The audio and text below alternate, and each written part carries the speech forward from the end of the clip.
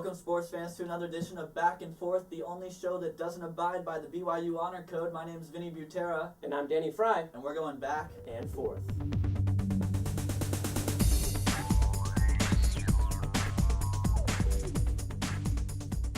In the final game of the regular season, Red Hot Cal men's basketball team knocked off their Bay Area rival, the Stanford Cardinal, by 19 points, extending their winning streak to 4 games. In the contest, freshman phenom Alan Crabb went off, scoring 24 points, and was later named the Pac-10 Freshman of the Year.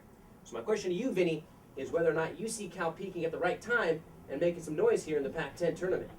Well, Danny, you know what? I definitely think they're peaking at the right time. Crabb coming back after the concussion was a huge reemergence for the Bears, and they've been streaking, and they're looking good. I think they can do some damage. And, you know, I think it's less about the team peaking at the right time, but the players really stepping into their roles. Jorge Gutierrez has been a godsend for Mike Montgomery offensively. We know he's a defensive guru. And then Alan Crabb has really stepped up. He scored 19 points per game since coming back from that concussion in the Washington game. He's been spectacular, and he's been the go-to guy on offense.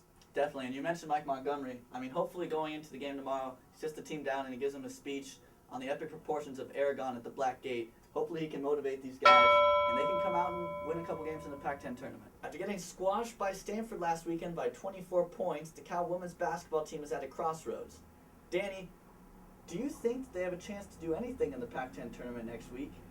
And what about their chances to reclaim the WNIT title? You know, Vinny, I do think this team has a chance to get to the WNIT tournament.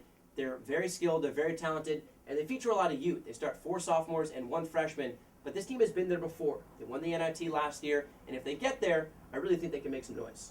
It's definitely possible. Like you said, the experience that they have is very helpful for them.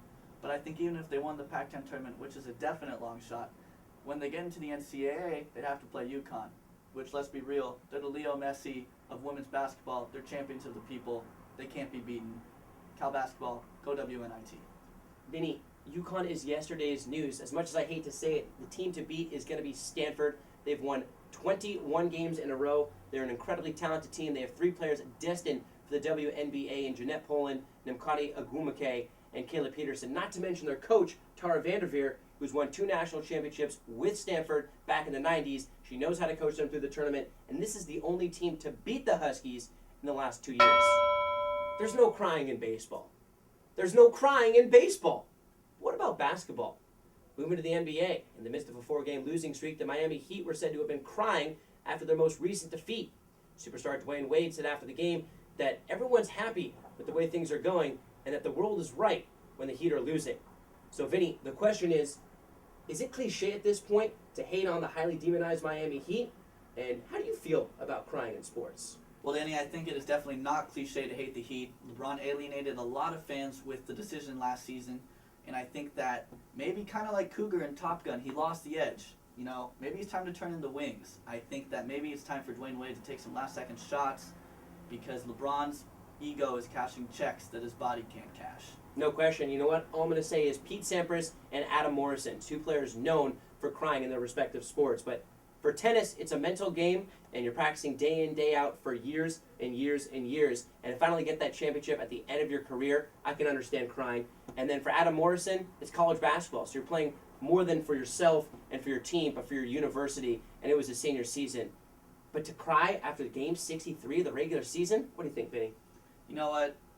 This isn't the junior varsity team. You shouldn't be crying in the mid-regular season. That's Bush League. Amateur hour. Well, that's all the time we have here on Back and Forth. Tune in next week to get your download on What's Up in Cal Sports. I'm Danny Fry. I'm Vinnie Butera. Remember, Bear fans, there's no crying in baseball. No. And you know why? No. Because there's no crying in baseball. There's no crying in baseball. No crying.